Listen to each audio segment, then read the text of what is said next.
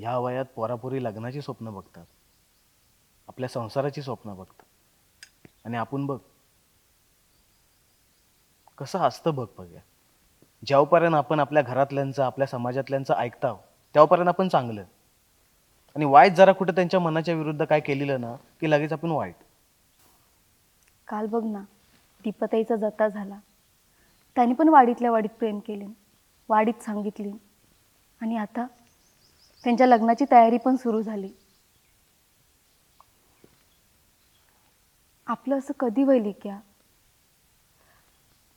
का कधीच होणार नाही? लोकांच्या तोंडाला विषय लागेल. तू कोड्यात नको बोलू. काय झालंय? घराशी गेल्यावर एकतर बोलता पण नाही येणार. कुठं काय झालं आहे? माझी शपथ आहे तुला. केवढं मोठं झालंस गो तू. तुला कलिया लागलं बहिणीच्या मनात काय गाजवतं येतं. मी मोठं झालंयच ग. तू मला नकावडा असल्यापासून खेळवतच आहे ना, म्हणून तुला वाटते मी तेवढंच राहिलं म्हणून.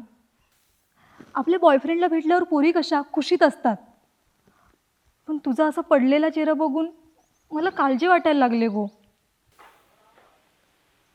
आयशीची शपथ घ्यायला सांग रे, तू खरंच त्या प्रगतीवर प्रेम करतोस? होय.